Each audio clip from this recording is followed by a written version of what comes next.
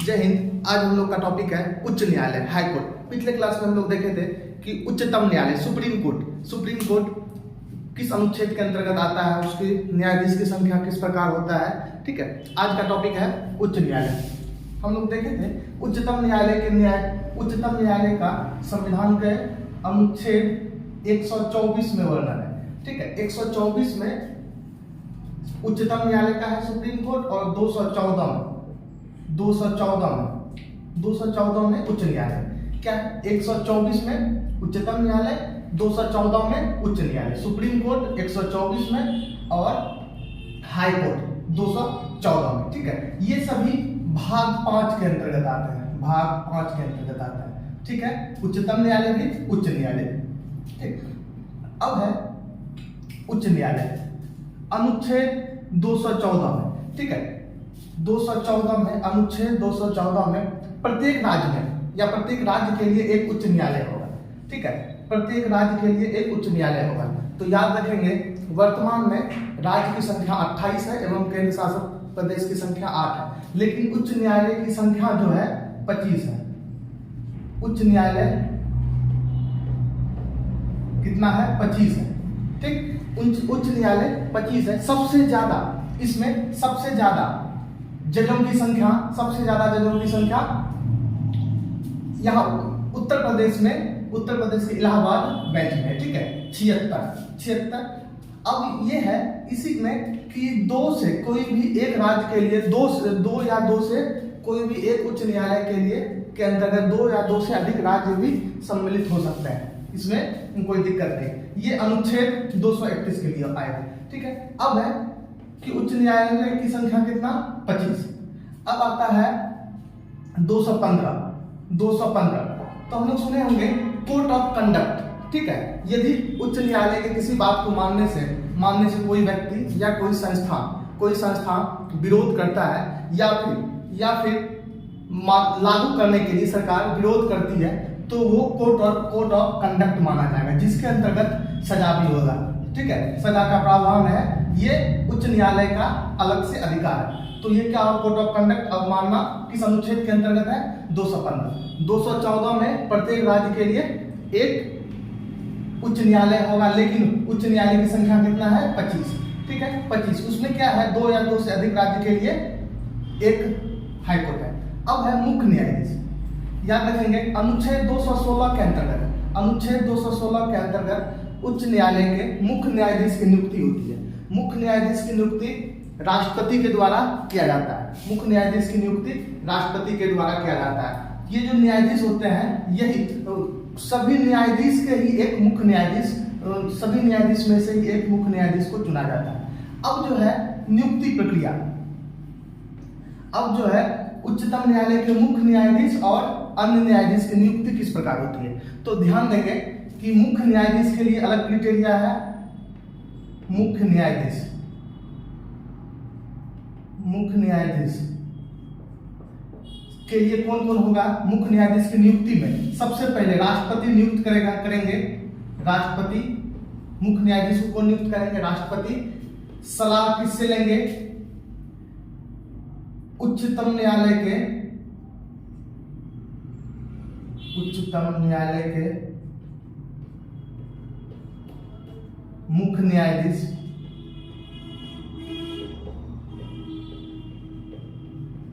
Plus संबंधित राज्य के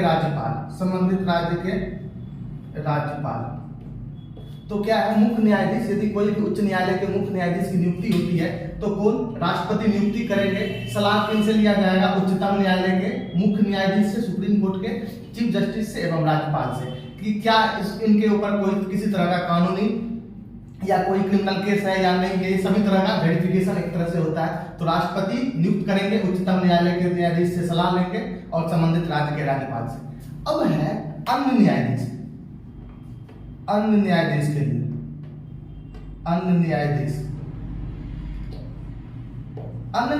की नियुक्ति में याद रखेंगे, ये तीनों तो होंगे, राष्ट्रपति, उच्च न्यायालय के मुख्य न्यायाधीश, राज्यपाल, और एक इसमें जुड़ जाएगा मुख्य न्यायाधीश। 3+3+ मुख्य न्यायाधीश, 3+ उच्च न्यायालय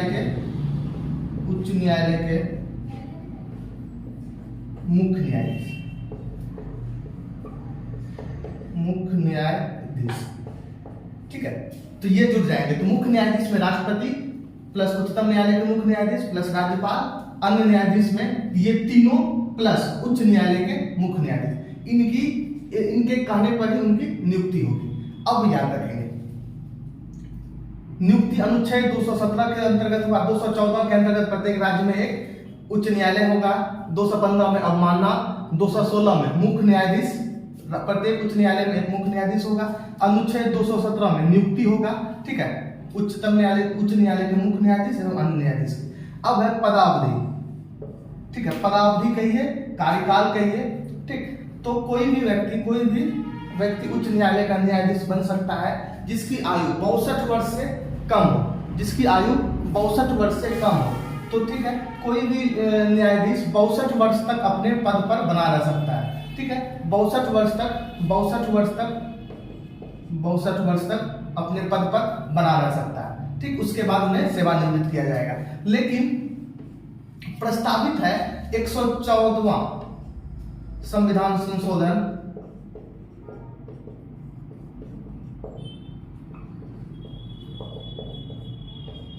2010 के तहत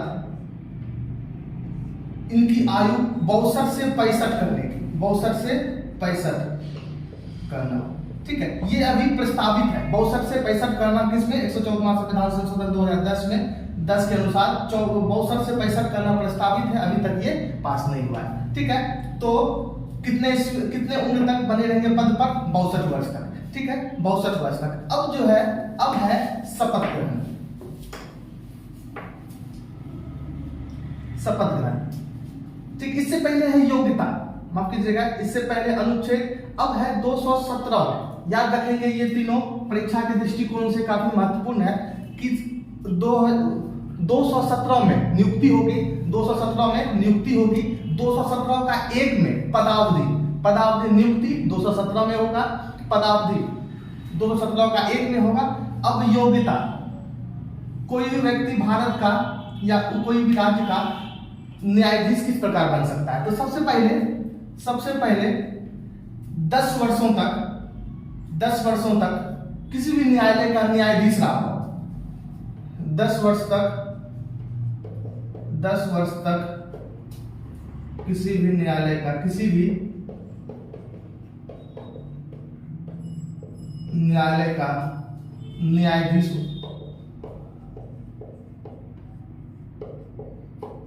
रहा हो, 10 वर्ष तक किसी भी न्यायालय का न्यायाधीश रहा हो, या अथवा कर सकते 10 वर्ष तक किसी उच्च न्यायालय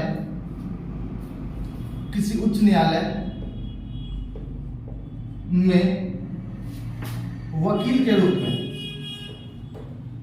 सेवा दे रहा हो,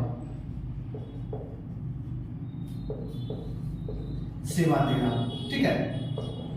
अब है कि योग्यता क्या होगा, 10 वर्ष तक किसी उच्च न्यायालय का 10 वर्ष तक किसी भी न्यायालय का न्यायाधीश रहा हो, या 10 वर्ष तक किसी उच्च न्यायालय में वकील के रूप में सेवा दे रहा हो, ठीक है। तो ये किस अनुच्छेद के अंतर्गत आएगा, अनुच्छेद 217 का 2। तो याद रखेंगे 217 में नियुक्ति, 217 का 1 में पदावधि, 217 का 2 में योग्यता, 217 का 2 में योग्यता। ये 1-2 काफी महत्वपूर्ण है, 217 का 2 में योग्यता, 217 का 1 में पदावधि, ठीक है, 214 में उच्च न्यायालय। अब है शपथ ग्रहण अनुच्छेद 219 के तहत कोई भी उच्च न्यायालय के न्यायाधीश या मुख्य न्यायाधीश का शपथ होगा। तो याद रखेंगे शपथ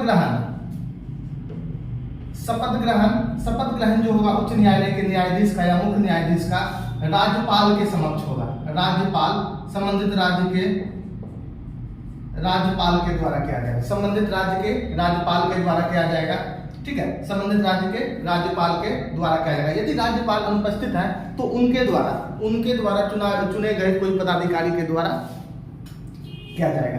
अब है, ये हो गया। अब है ट्रांसफर, ठीक है, ट्रांसफर। तो कोई भी उच्च न्यायालय के न्यायाधीश का स्थानांतरण कहें या ट्रांसफर कहें, हो सकता है, वो किसके द्वारा किया जाएगा? राष्ट्रपति के द्वारा। कोई भी उच्च न्यायालय के न्यायाधीश का ट्रांसफर राष्ट्रपति के द्वारा किया जाएगा। किसके द्वारा? राष्ट्रपति के द्वारा। किसी अन्य न्यायालय में सेवा के रूप में उन्हें भेजा जाएगा। ठीक है, किसके अंतर्गत? अनुच्छेद 222 के अंतर्गत। फिर अगला है कार्यवाहक मुख्य न्यायाधीश। कार्यवाहक मुख्य न्यायाधीश याद रखेंगे, जब कोई भी न्यायालय के मुख्य न्यायाधीश अपनी पद से इस्तीफा दे दिए हों या किसी प्रकार के दुराचार में फंस गए हों, तो उसके बदला उसके जगह पे एक कार्यवाहक मुख्य न्यायाधीश नियुक्ति होती है। इसकी भी नियुक्ति राष्ट्रपति के द्वारा ही किया जाता है। याद रखेंगे, यदि हम उच्च न्यायालय के किसी भी मुख्य न्यायाधीश को या अन्य न्यायाधीश को हटाना चाहेंगे तो उसके लिए संसद के दोनों सदन से पारित कर हटाना होगा। ठीक है, तो जिस प्रकार उच्चतम न्यायालय के न्यायाधीश को हटाते हैं उसी प्रकार हटाएंगे। अब अगला है ये अनुच्छेद 231 में एक से एक उच्च न्यायालय के लिए दो या दो से अधिक राज्य में एक उच्च न्यायालय हो सकता है। इसमें कोई दिक्कत नहीं है। तो ठीक है, तो हमें इसका सबसे इम्पोर्टेंट था कि 214 में के अंतर्गत प्रत्येक राज्य में एक उच्च न्यायालय होगा, जिसकी संख्या वर्तमान में 25 है। ठीक, अब सवाल आता है कि किस किस केंद्र शासित प्रदेश में अपना उच्च न्यायालय है। तो याद रखेंगे कि दिल्ली का अपना उच्च न्यायालय है एवं जम्मू कश्मीर का अपना उच्च न्यायालय था। 2019 से पहले तक जम्मू कश्मीर राज्य हुआ करता था, अभी केंद्र शासित प्रदेश है। ठीक है, अब है मुख्य न्यायाधीश। ये अवमानना आएगा 215 में मुख्य न्यायाधीश की नियुक्ति, 216 में 217 में सभी न्यायाधीश की नियुक्ति आ जाएगा। 217 का ए में पदावधि, 217 का 2 में योग्यता, 219 में शपथ ग्रहण, 222 में ट्रांसफर, 223 में कार्यवाहक मुख्य न्यायाधीश, 223 में कार्यवाहक मुख्य न्यायाधीश, 231 में एक उच्च न्यायालय के अधीन 2 से अधिक राज्य। ठीक है, एक उच्च न्यायालय के अंतर्गत 2 से अधिक राज्य। अब अगला टॉपिक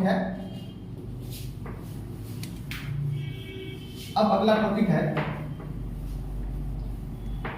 कैग, भारत के नियंत्रक एवं महालेखा परीक्षक। याद रखेंगे, यह भी भाग 5 अनुच्छेद 248 से 251 तक आता है। ठीक है, 248 से 51 तक आता है। इसको हम लोग कहते हैं कैग, भारत के नियंत्रक एवं महालेखा परीक्षक, 248 के अंतर्गत। ठीक है, तो अनुच्छेद 248 के अंतर्गत भारत का एक नियंत्रक एवं महालेखा परीक्षक होगा, जिसे कैग कहा जाता है। ठीक है, इसकी नियुक्ति जो होता है, राष्ट्रपति के द्वारा किया जाएगा। राष्ट्रपति के द्वारा किया जाएगा। ठीक है, कार्यकाल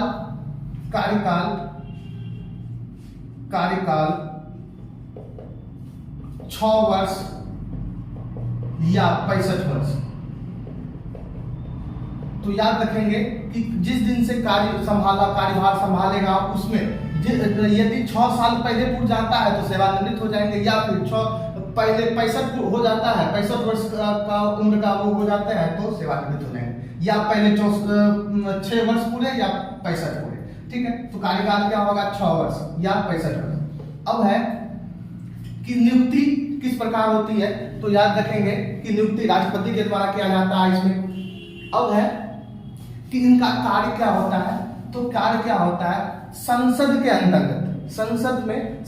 अंतर्गत किसी प्रकार का अनियमितता का जांच करना किसका काम है, तो इसका तो कैग क्या करता है, संसद में किसी प्रकार की अनियमितता, संसद में भारत में किसी प्रकार का अनियमितता का जांच कौन करेगा? अनियमितता। ठीक है, अनियमितता का जांच करना, अनियमितता का जांच करना। तो किस प्रकार का अनियमितता? किसी प्रकार धन संबंधित अनियमितता, रुपए पैसे का अनियमितता यदि संसद में देखा जाएगा तो उसकी जांच कौन करेंगे? कैग के द्वारा क्या किया जाएगा। अब ये अपनी रिपोर्ट किसे करेगा? तो अनियमितता का जांच करेगा, ठीक है। अब ये अपना रिपोर्ट किसे दिया देगा, तो लोक लेखा समिति, लोक लेखा समिति, लोक लेखा समिति, तो ठीक है। तो याद रखेंगे अनियमितता का जांच करना काम है, ये अपना रिपोर्ट किसे देते हैं, लोक लेखा समिति, ठीक है। लोक लेखा समिति के पास अपना रिपोर्ट जमा करते हैं। तो याद रखेंगे ये सबसे पुराना समिति है लोक लेखा समिति। इसके सदस्यों की संख्या 22 होती है, ठीक है। 15 + 7, ठीक है, 15 + 7। याद रखेंगे इसका कार्यकाल, लोक लेखा समिति का कार्यकाल होता है 1 वर्ष। कार्यकाल कितना होता है, 1 वर्ष। लोक लेखा समिति का कार्यकाल 1 वर्ष। अब इसके सदस्य जो होते हैं लोक लेखा समिति के, विपक्ष का कोई नेता होता है, विपक्ष का नेता होता है,